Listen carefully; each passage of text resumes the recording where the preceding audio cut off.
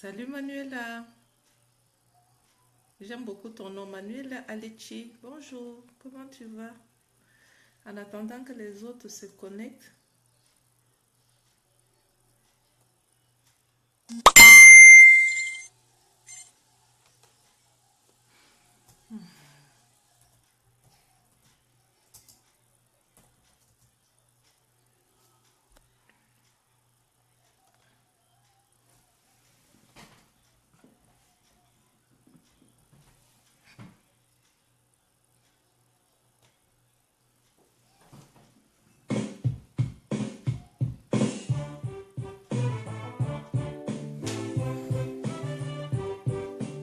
On va chanter en attendant.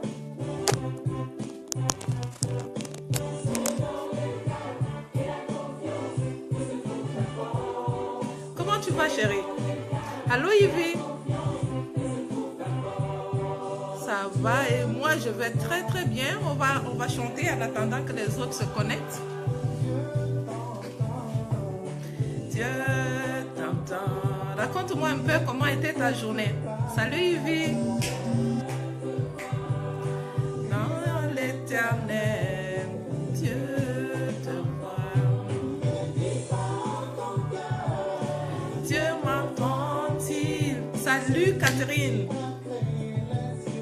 N'entend-il pas? N'est-il pas en ton cœur? Dieu m'entend-il? C'est lui qui a créé le règne. N'entend-il pas? Dieu t'entend. Salut Catherine.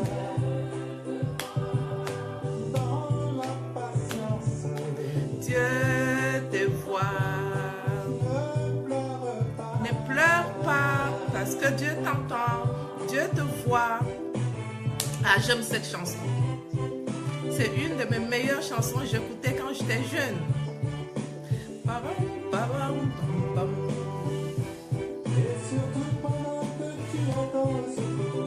Et puis tu connais ça?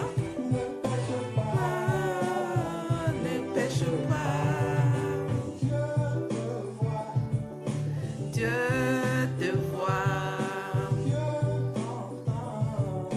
Dieu t'entend. Bonjour Catherine. J'ai reçu ton message. Je n'ai pas pu te répondre parce que je venais déjà en ligne. S'il te plaît, je te réponds dès qu'on finit, ok?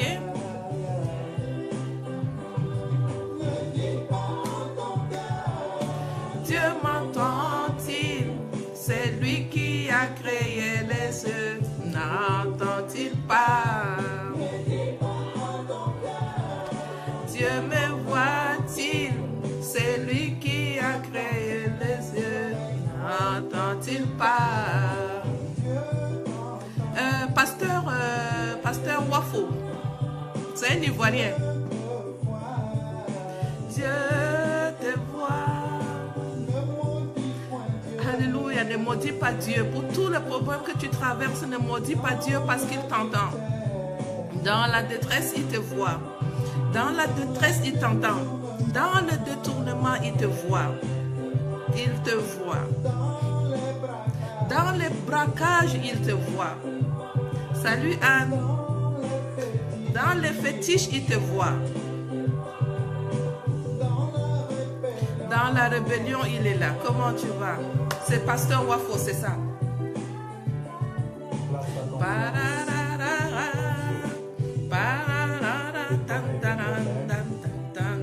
On attend un peu. On attend que les autres se connectent un peu.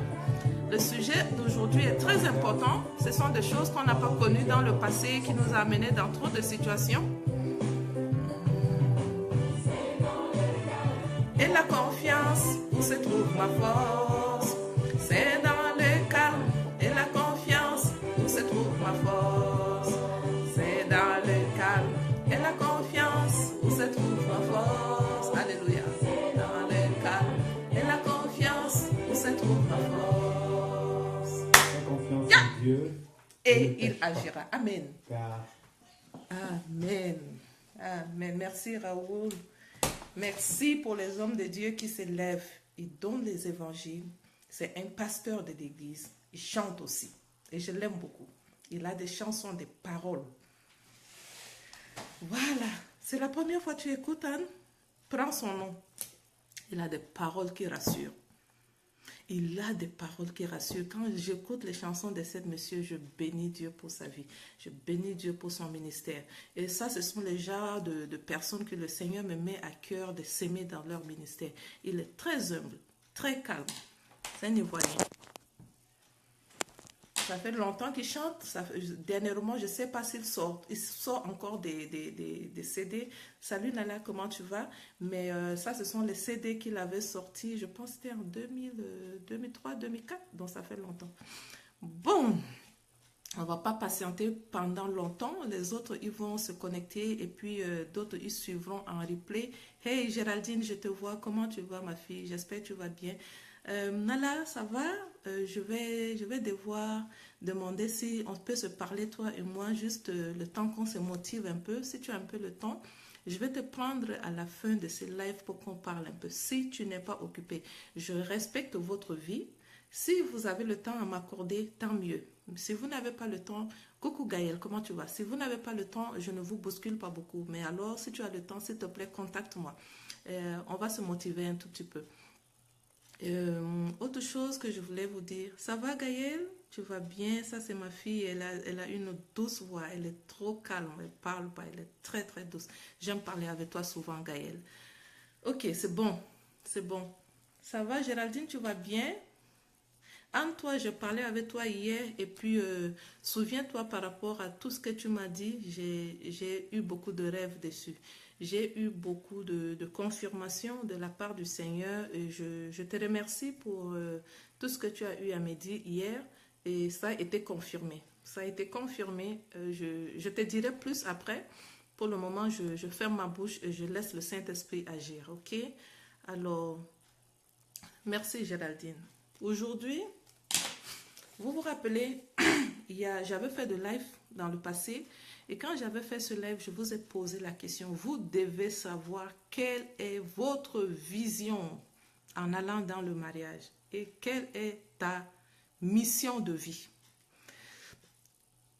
Je reviens, merci Catherine, je reviens avec ce sujet aujourd'hui parce que ça, ce sont des choses qui se sont passées dans ma vie qui se sont passées dans la vie des gens qui sont autour de moi et qui pourront se passer dans votre vie. Lorsque vous ne savez pas quelle est ma mission de vie, je m'en vais dans le mariage, je m'en vais pour faire quoi? Je m'en vais pour donner quoi à qui? Je m'en vais parce que moi j'ai quoi à donner? Ma vision c'est quoi? Ça, ce sont les questions qu'on ne se pose pas. Mais on est content d'aller dans un mariage parce que tout le monde s'en va dans le mariage et moi je pense que je dois me marier. J'ai l'âge de me marier et je décide je m'en vais me marier. Alors aujourd'hui, j'aimerais te poser la question.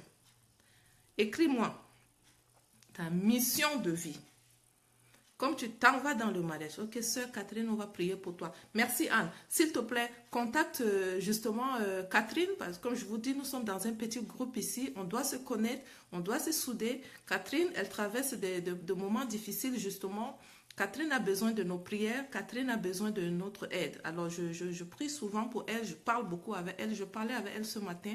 Mais la seule chose que je sais, Catherine connaît la force de la prière. C'est une femme de prière. Si Catherine ne priait plus, il se peut qu'elle ne sera pas parmi nous aujourd'hui. Mais c'est parce que Catherine prie. Parce que Catherine est attachée à Dieu. Elle est avec nous encore aujourd'hui. Donc si vous pouvez la contacter, la rassurer, parler avec elle, lui donner des messages de réconfort, je vous serai très reconnaissante. Alors, j'aimerais que vous m'écrivez votre mission de vie. Salut Clémence, comment tu vas? Écrivez-moi votre mission de vie. Tata, moi, je m'en vais dans le mariage. Voilà ce que je vais aller faire. Donc, je vous attends. Chacun m'écrit ça, s'il vous plaît. Écrivez-moi votre mission de vie. Je vous connais une à une. Je vous vois. Je sais qui va écrire quoi. Je sais. Écrivez-moi votre mission de vie. La personne qui ne connaît pas sa mission de vie encore, on doit travailler sur ta mission de vie. Pourquoi tu t'en vas en mariage? Écrivez-moi votre mission de vie. Si tu ne connais pas la mission de vie, pose-moi la question, c'est quoi la mission de vie? Salut Clémence. Clémence, écris-moi ta mission de vie en voulant aller dans le mariage. On ne fait plus de choses comme des gens qui ne connaissent pas et qui s'engagent à faire de n'importe quoi. On fait des choses maintenant par rapport à ce que nous avons déjà eu. Moi, je suis quelqu'un qui a reçu Jésus-Christ et je m'en vais dans un mariage. Oh, c'est quoi le nombre, ça diminue? Vous partez où? Quand on vous pose la question, vous voulez fuir, hein? Voilà, c'est revenu, nous sommes saints.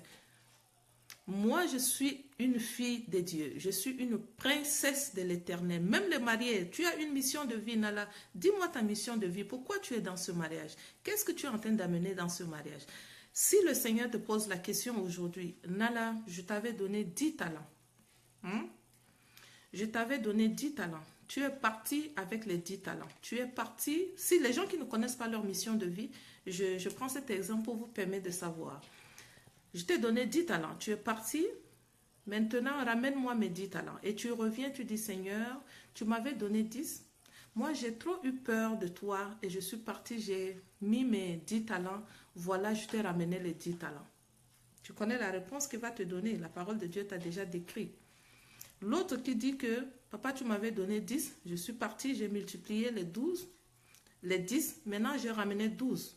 J'ai ramené 12 parce que je suis partie dans un mariage et l'homme, il ne connaissait pas ce que j'avais comme don, ce que je devais faire dans un mariage, ce que je devais amener dans un mariage. Il m'a dit de ne pas beaucoup multiplier les talents que tu m'as donnés. Je n'ai pas une mission, je suis venue juste pour me marier, je suis venue juste pour faire les enfants et je suis venue juste pour pouvoir bouder, critiquer et rester tranquille. Mais malgré ça, bonjour Livia, comment tu vas? Livia vous salue s'il vous plaît. Et malgré tout ça, papa, je me suis débrouillée pour multiplier les 10 talents et moi, je t'amène 12. Tu connais la réponse qu'il va te donner. Voilà une autre femme posée, forte, qui vient. Papa, tu m'as donné 10. Je vais dans le mariage pour être l'aide de l'homme dans sa destinée, accomplir ma destinée, faire en sorte que ma famille ait pour centre Dieu. Je vais dans le mariage pour aider l'homme. C'est trop peu. L'homme là, il sait que tu viens dans un mariage pour l'aider. Maintenant, toi, tu t'en vas pour aider l'homme. Qu'est-ce que toi, tu attends pour pouvoir accomplir ta mission? Parce que si tu t'en vas dans un mariage pour aller aider l'homme et toi, tu ne reçois pas ce que l'homme a pour pouvoir t'accompagner à accomplir ta mission. Quand tu t'en vas dans un mariage, tu t'en vas pas seulement pour aider. Regarde en toi. Est-ce que tu es une évangéliste? Si tu es une évangéliste, est-ce que tu t'en vas dans un mariage pour aider l'homme? Ça veut dire que tu vas aller évangéliser une seule personne. C'est ton mari. Le Seigneur va te poser la question. Tu vas lui dire que parmi les 10 que tu m'avais donnés, je suis partie, j'ai évangélisé mon mari et voilà, j'ai ramené mon mari. Je pense qu'il aura des réponses à te donner. Tu vas regarder en toi, Gaël. Moi, Gaël, qu'est-ce que je connais faire de ma vie? Je vais dans le mariage pour accomplir ma mission. Notre mission est aussi d'accomplir la volonté de Dieu. Bravo, ya! J'aime cette réponse. Gaël, je te reviens. J'aime cette réponse, Anne. Je veux que tu nous développes un peu. Accomplir la volonté de Dieu. La volonté de Dieu est très élevée dans notre vie. Qu'est-ce qu'il attend de nous quand tu t'en vas dans un mariage? Tu vas dans un mariage, tu vas trouver que tu as une belle famille qui se comporte avec toi comme si tu étais venu voler tout. Alors, étant une fille chrétienne qui a une mission dans le mariage, tu t'en vas pour donner quoi à cette belle famille? Tu t'en vas pour dire que comme la belle-mère m'a parlé mal aujourd'hui, j'oublie que je suis une chrétienne et ma mission de vie en allant dans le mariage, c'est aller m'occuper de mon mari et terminer. Comme ma belle-mère, je m'en fous d'elle, tout ce qu'elle m'a dit aujourd'hui, j'oublie ma mission, j'oublie que je suis un enfant de Dieu. Et comme Jésus-Christ, je dois laver les pieds. Comme Jésus-Christ, je dois servir. Comme Jésus-Christ, je dois. Tu oublies ça. Et tu commences à t'agiter. Des problèmes avec les belles-mères, des problèmes qui viennent de dehors. Tu oublies pourquoi tu es dans un mariage. Si tu n'as pas déterminé ta mission de vie, aller s'occuper d'un homme dans un mariage, tout le monde peut le faire. faites sortir en vous la mission que vous connaissez, pour que si l'homme vous rencontre aujourd'hui, l'homme puisse savoir, ça j'ai affaire à une femme qui est stable. Et si je rentre dans sa vie, je vais me connecter à elle pour pouvoir aller finaliser une mission ensemble.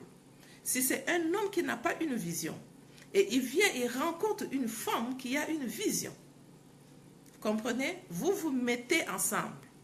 Vous discutez de votre vision ensemble. Tu ne vas pas, si tu attends à ce que tu t'en vas dans un mariage pour pouvoir seulement aller aider l'homme. Et tu pars pour aider. Lorsque l'homme ne te donne pas de l'aide aussi pour pouvoir venir se rencontrer, si tu ne reçois pas toi cette aide, la manière dont tu es parti pour donner de l'aide, tu te rends compte que tu commences à diminuer. Pourquoi? Parce que tu es parti pour donner. Tu te dis que je m'en vais pour donner, je ne suis pas parti pour recevoir. Avec le temps, tu seras fatigué et ça va diminuer. Tu dois avoir une mission de vie.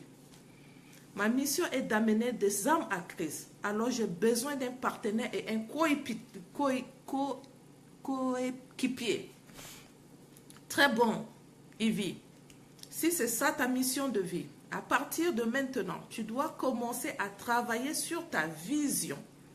Tu travailles sur ta vision à ce que si tu rencontres un homme, que cet homme-là puisse déjà savoir. Ivy, c'était sa vision. En venant dans un mariage avec moi, la vision de Ivy, c'était travailler pour le Seigneur.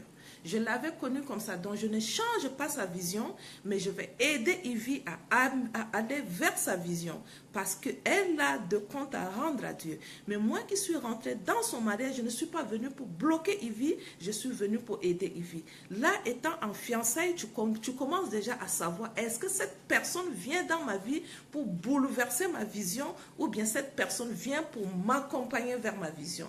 Rappelez-vous, je vous ai dit que ce n'est pas l'homme qui doit vous choisir. Ça, c'était avant. Au 21e siècle, c'est toi qui choisis l'homme.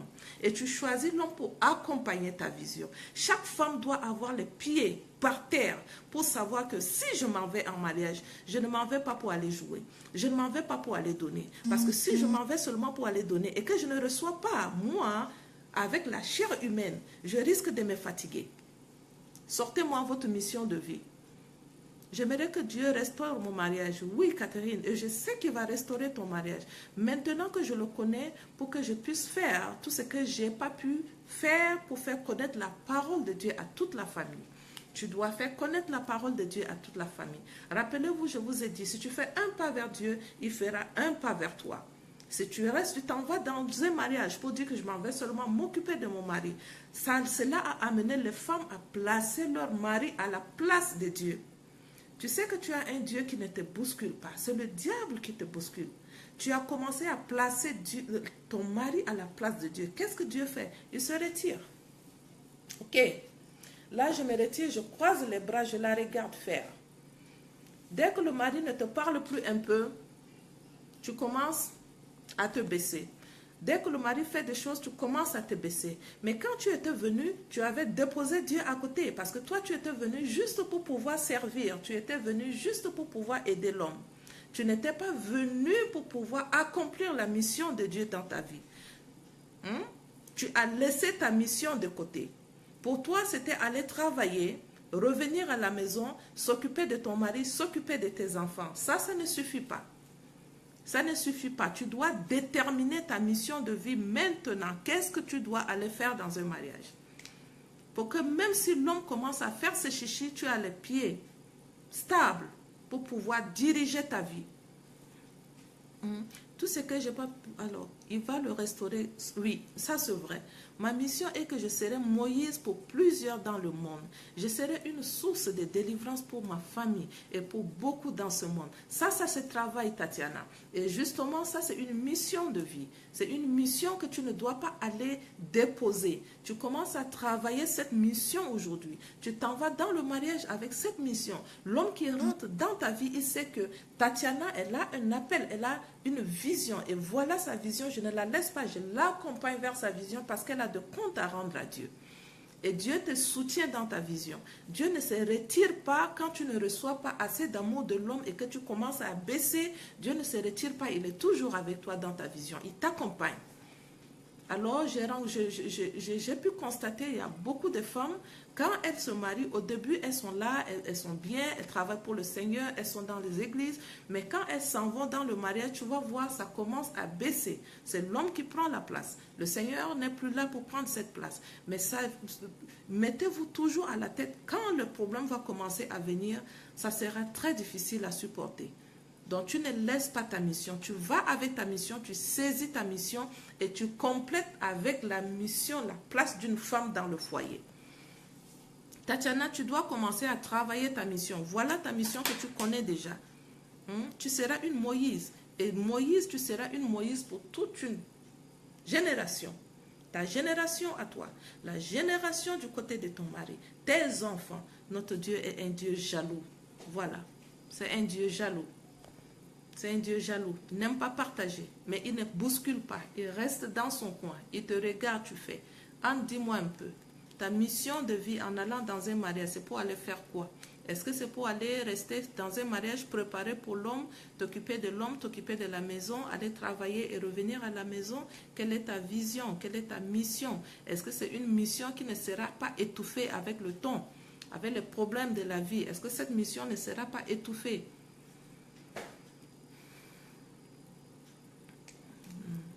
J'espère que je n'ai pas loupé de message.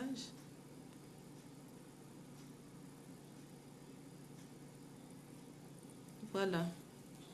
Très facile à dire, Géraldine. Tu t'en vas dans un mariage pour changer, gagner des l'âme. Oui, c'est très facile à dire, mais c'est très difficile à faire. Et tu dois commencer par rapport à cela, te mettre les bases maintenant, que tu puisses trouver un homme. Avec cet homme, tu commences à parler de ta vision, de ta mission. Moi, je suis une femme qui est comme ça. Et si je m'en vais dans un mariage, je m'en vais pour pouvoir finaliser ma mission. Ma mission, c'est d'amener les âmes à Christ. Tu vas voir que je peux aller dans les évangélisations. Tu vas voir que je peux sortir pour aller faire on appelle ça comment, les voyages missionnaires. Tu parles de ça avec ton fiancé pour qu'il puisse savoir qui tu es, qu'est-ce que tu vas faire. Alors là, je dois être là pour aider ma femme. Parce que ma femme, elle avait déjà une mission, elle avait une vision avant de me rencontrer. Et là, tu es stable. Je te répète encore, tu es stable. Là, tu ne cours pas pour rencontrer un homme parce que tu sais où tu t'en vas. Tu sais ce que tu vas faire. Yves, ma mission est d'amener des âmes à Christ. Alors, j'ai besoin d'un partenaire. Oui, ça, je l'ai déjà vu. Donc, ça veut dire que je n'ai plus de questions en haut. Ma mission est de changer quelque chose et d'amener des âmes. Ça aussi, j'ai déjà vu. Parfait. Je pense qu'on a fait le tour de tout ça. On a fait le tour de tout ça. Est-ce que vous avez des questions pour moi, s'il vous plaît?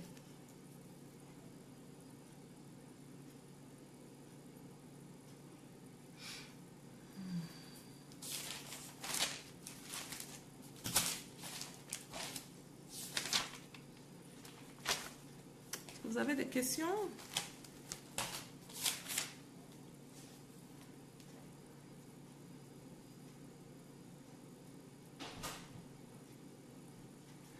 Ok, je pense que je n'ai pas de réponse.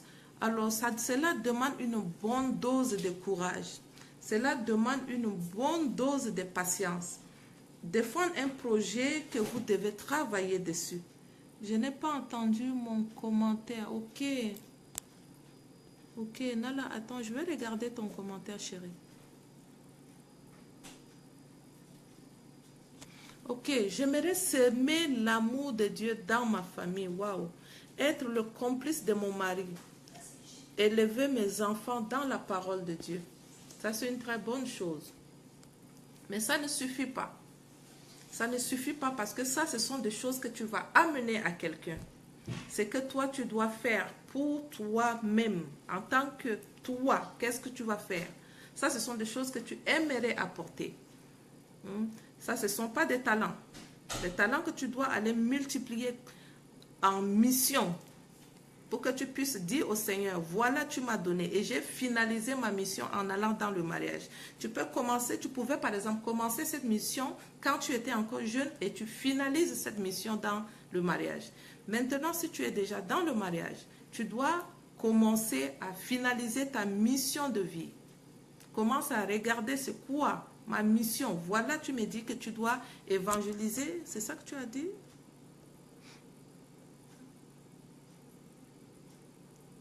C'est où ici, là? Tu dois s'aimer de l'amour, c'est ça. Être complice de ton mari, c'est déjà très très bien. Ça ne suffit pas. Élever tes enfants, ça, ce sont le travail d'une femme. Ça, c'est pour toutes les femmes, c'est comme ça. Pour toutes les femmes, c'est comme ça. Fais sortir ta mission.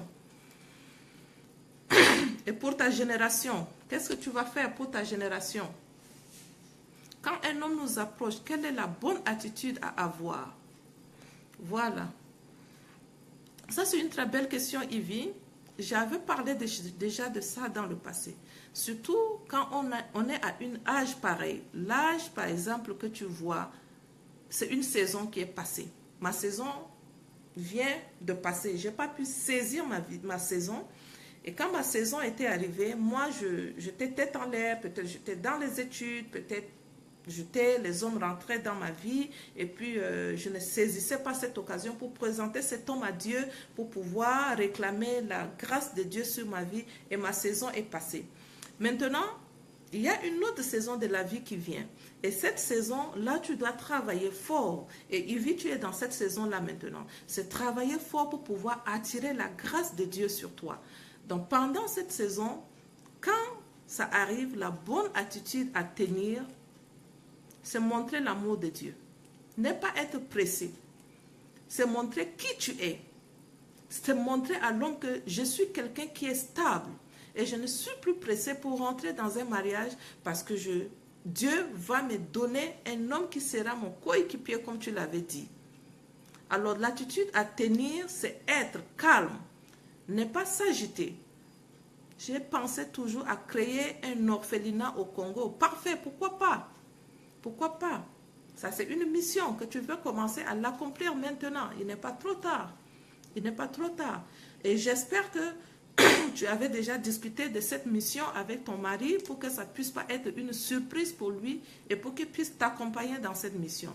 Ah, ce sont des choses que vous devez les énumérer bien avant de rentrer dans un mariage pour que l'homme puisse connaître votre mission. Qu'est-ce que vous allez faire quand tu seras en face de moi, quand tu seras avec moi dans le mariage? Qu'est-ce que tu es appelé à faire?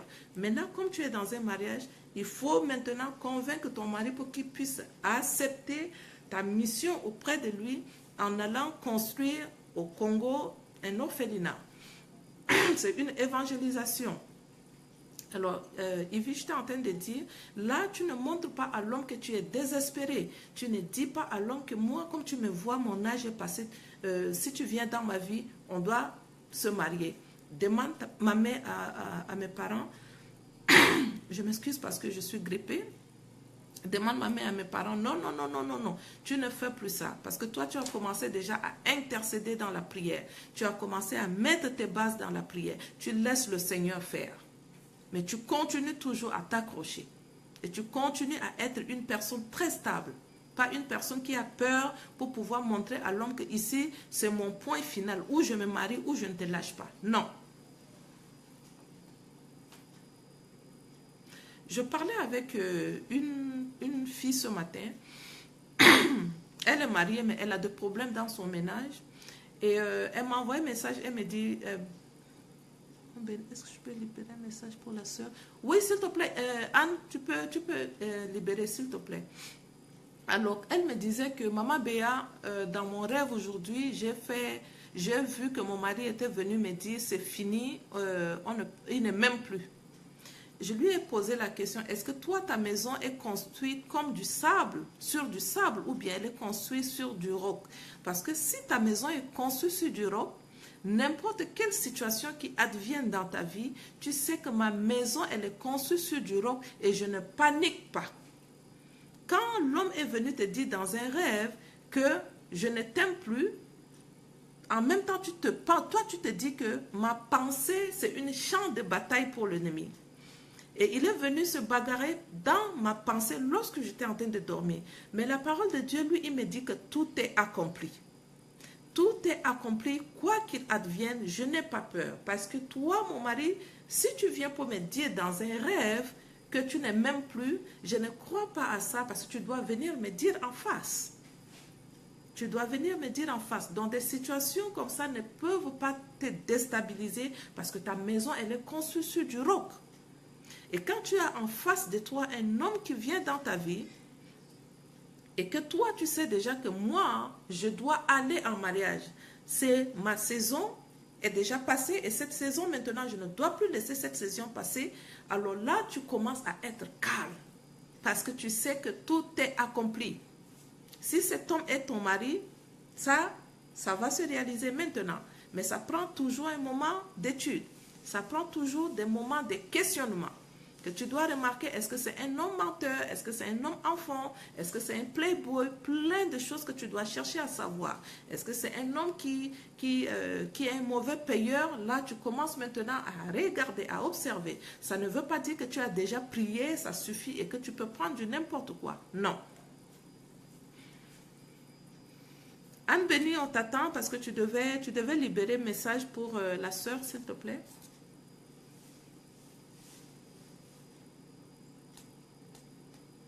Je prends un exemple. Il y a par exemple une sœur entre nous ici, Clémence, je pense. Clémence, elle est, pour moi, je dis Clémence, tu es une prophétesse. Clémence, elle aime le Seigneur. Clémence, elle a presque 8000 personnes dans son groupe. Et tu prends quelqu'un comme Clémence qui rencontre un homme. Ça, c'est une mission qu'elle a. Et elle veut rentrer dans un mariage et l'homme commence par lui dire, s'il te plaît, ce que tu es en train de faire, tu ne peux pas amener ça avec moi dans mon mariage. Tu ne peux pas. Qu'est-ce que Clémence peut faire ici? Elle peut décider, comme moi je veux me marier et cet homme ne veut pas, du coup, Seigneur, je vais déposer cette mission à côté et je m'en vais dans un mariage pour donner mon aide à ce mari qui a besoin de moi. Tu as laissé ta mission de vie. Qu'est-ce que tu vas dire après à Dieu? Sœur Annie, je reçois, d'accord. Amen. Amen. Voilà. Si vous recevez que le Seigneur libère 5 mariages ici, vous devez saisir ça. Vous devez saisir la prophétie et vous devez dire à Dieu, si tu libères 5 mariages ici, papa, je prie que tu me donnes mon mari aujourd'hui. Et je reçois ce mari. Et à partir d'aujourd'hui, remets-toi dans la prière. Ne reçois pas une prophétie sans pouvoir aller travailler toi-même sur la prophétie.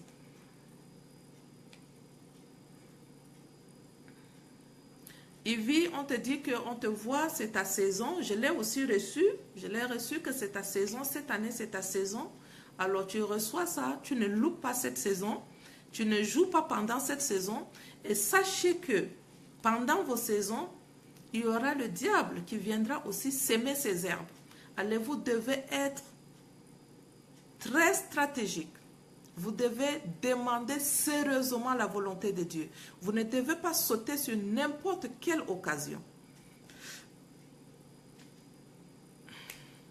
Yvi, tu dois te lever en prière. Mais si tu dois sérieusement te lever en prière. Ça, ce n'est pas une prière de 1-2 minutes. C'est une prière, sérieusement de prière et accompagnée d'actions de grâce.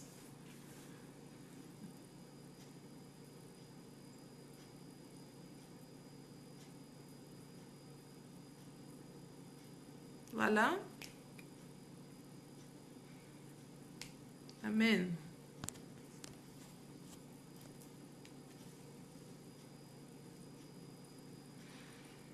Voilà.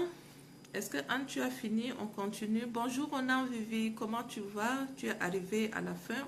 Nous avons déjà parlé de notre mission, ce que nous devons faire en allant dans un mariage. Onan, tu es déjà dans un mariage.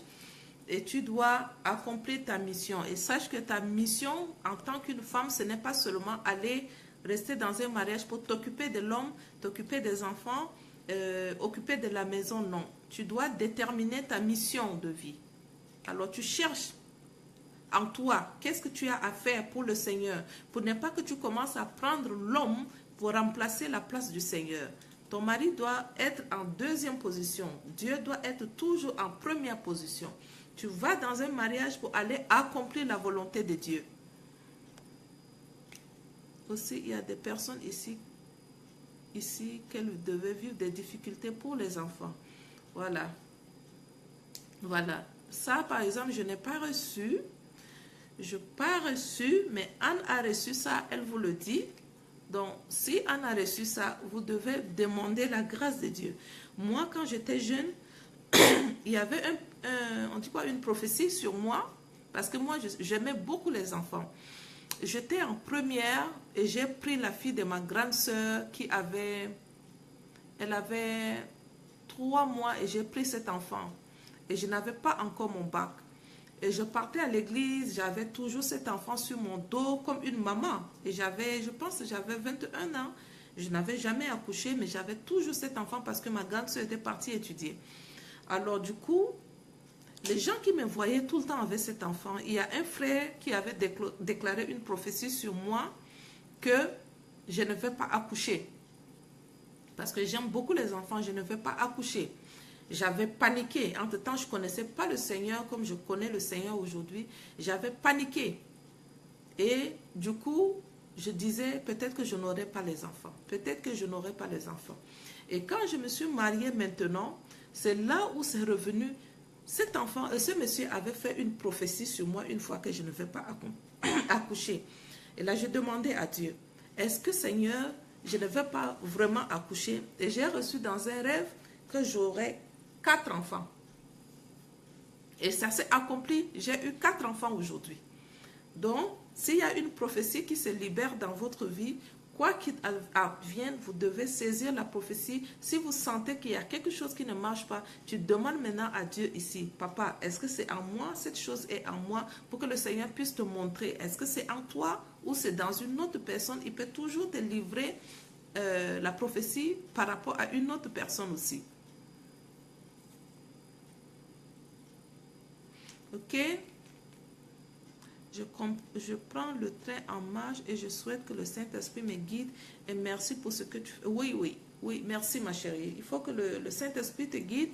Il faut que tu saisisses la grâce de Dieu sur toi pour pouvoir faire quelque chose pour le Seigneur. Et je vais vous dire encore ici ce soir, ce que je suis en train de faire, je ne le fais pas par plaisir. Non. Je le fais parce que je veux déposer quelque chose en vous. Je le fais parce que je veux que vous vous levez pour aller aussi donner. Vous pouvez faire des groupes de filles dans l'église, respectives, là où vous êtes. Les jeunes filles, vous voyez les jeunes filles qui ont peut-être 18 ans, 19 ans, 20 ans.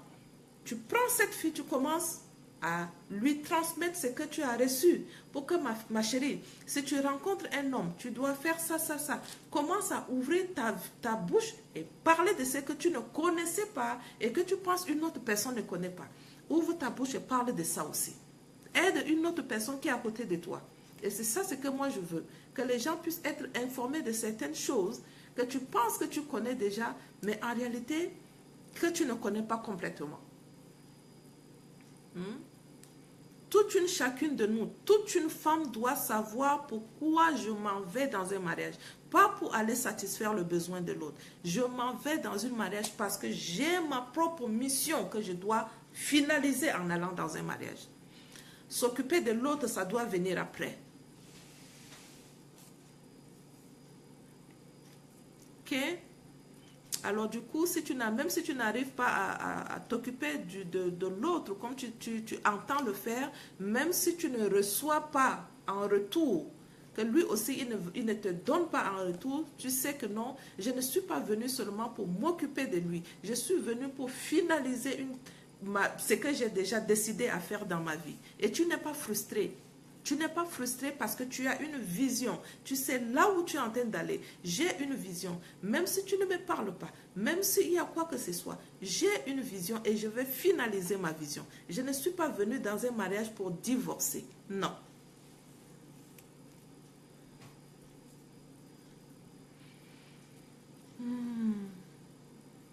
Merci Nala, merci beaucoup. Et j'aimerais vraiment que tu réfléchis.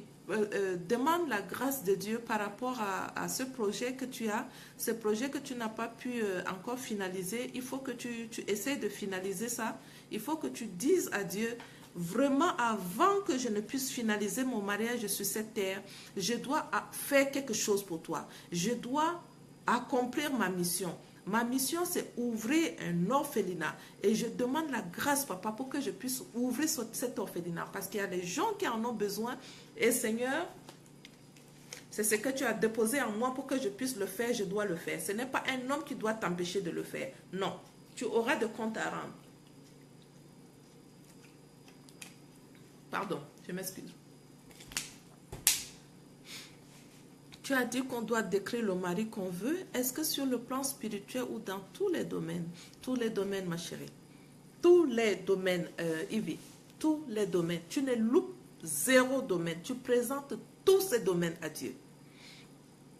Tu présentes tous ces domaines à Dieu. Et tu dois présenter ta mission à toi. Tu présentes ta mission à Dieu. Voilà si je m'en vais dans un mariage. Voilà ce que je m'en vais pour faire. Je m'en vais pour faire ce que et je m'en vais maintenant aussi pour donner.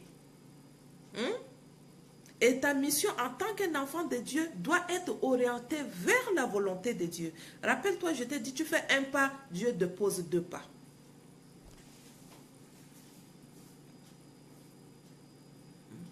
Donc tu présentes tous les domaines à Dieu. Est-ce que Anne, tu as fini de délibérer ta parole sur nous? Parfait. La collecte des vêtements, oui, Nala, et puis je vais semer dans ta mission. Je ne sais pas comment je peux m'organiser, mais je vais m'organiser pour semer dans ta mission. Ce que tu as commencé, c'est déjà bon. Fais la collecte des vêtements. Tu as dit que pour toute chose dans la vie, il ne faut pas procrastiner. Dès que la décision est là, aligne à ça l'acte. Même si c'est 2 vêtements que tu vas envoyer, ça commence par 2 vêtements. Après, ça revient 4 vêtements. Après, ça revient 6 vêtements. Et je vais te soutenir dans ça, moi aussi. J'avais justement, moi, ma mission, c'était, ça ressemblait beaucoup à ce que tu es en train de faire. Une de mes missions, en fait, moi, j'avais 2 missions. Et ce que je suis en train de faire aujourd'hui, ça avait commencé depuis. Et quand je suis rentrée dans le mariage, mon mari n'a pas voulu que je fasse ce que je suis en train de faire aujourd'hui. Vous allez remarquer que je fais mes interventions dans le groupe privé. Je n'ai pas une page Facebook. Je ne l'ai pas. Pourquoi? Parce que il était contre. Il était contre. Mais maintenant, je sais que je vais rendre compte à Dieu. Qu'est-ce que je vais lui dire? Est-ce que je vais lui dire parce que cet homme m'a dit de ne pas faire et il m'a étouffé, alors que je ressens que Dieu me dit, t'as dit ce que je suis en train de faire, il ne me limite même pas. Il m'envoie sur le plan international. Je dois parler aux filles.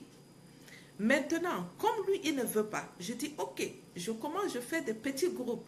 Je fais des petits groupes. Et quand j'ai commencé ça, un jour, je parlais avec lui. Je lui dis, tu sais quoi? Tu te rappelles, je t'avais dit que j'aime motiver les femmes. J'aime leur dire que le mariage, ce n'est pas comme ça. Le mariage, tu dois faire comme ça. Tu sais ça, non? Il m'a dit, oui. Mais si tu veux le faire, il ne faut pas calquer l'image sur notre mariage à nous, parce que ça va t'amener à parler de notre mariage. J'ai dit, ok. Maintenant, comment je peux faire? Est-ce que je peux parler de ça avec les filles sur Facebook? Il m'a dit non. Il m'a dit non. Il ne veut pas. Ok, tu peux parler de ça dans l'église. Mais je suis dans une église québécoise, ce n'est que les blancs. Et les blancs, ils n'ont pas les mêmes cultures que nous. Tu dis à un blanc que non, tu ne peux pas. Si l'homme ne lave pas les assiettes, tu ne peux pas le forcer. Toi, tu te lèves. Oh là là, je m'excuse. On m'a coupé. Je m'excuse vraiment. Donc, quand j'ai commencé à lui dire ça, que non, franchement, moi, j'aimerais commencer comme ça, il m'a dit non.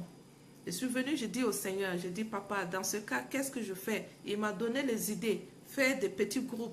J'ai commencé avec les petits groupes. Et là, tout dernièrement, je reviens, je lui dis encore, est-ce que tu sais que je t'avais parlé de quelque chose comme ça, tu ne voulais pas, j'ai lancé. Il m'a dit, ah ouais? J'ai dit, oui, j'ai commencé. Et j'ai tel nombre de personnes. Il ne m'a pas répondu. Il était resté tranquille. Et je lui ai dit, papa, tu sais, je sais que j'aurai de comptes à rendre à Dieu si je ne le fais pas. J'aurai de comptes à rendre à Dieu. Parce que tout est individuel. Ce n'est pas toi qui vas venir pour pouvoir me défendre. Ce n'est pas moi qui ira pour te défendre. Laisse-moi finir ma mission auprès de toi. C'est tout ce que je te demande. Il m'a dit, ok. C'était une victoire. C'était une victoire. J'ai seulement sauté. Yes!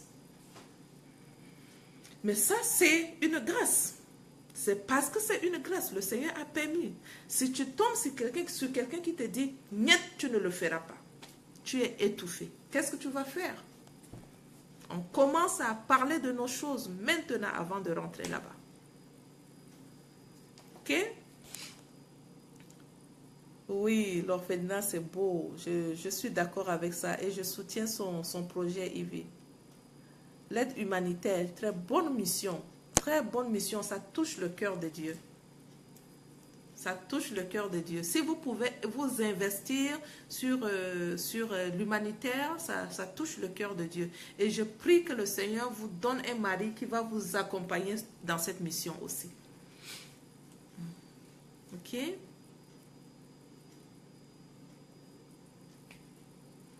Alors, est-ce que quelqu'un a une question? Si on n'a plus de questions, je pense qu'on pourra nous arrêter ici. Alors, je vous encourage toujours à ne pas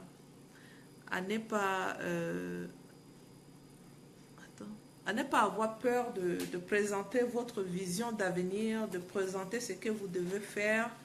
N'ayez pas peur de cela. Engagez-vous à faire des choses pour le Seigneur pour que vous ne puissiez pas avoir de problèmes dans l'avenir et que vous puissiez finaliser votre mission en beauté. Ok? Je suis contente et j'ai été bénie d'être en votre présence aujourd'hui. Je vous remercie. Je vous dis bonne soirée et puis à la prochaine. Merci beaucoup. Bye bye.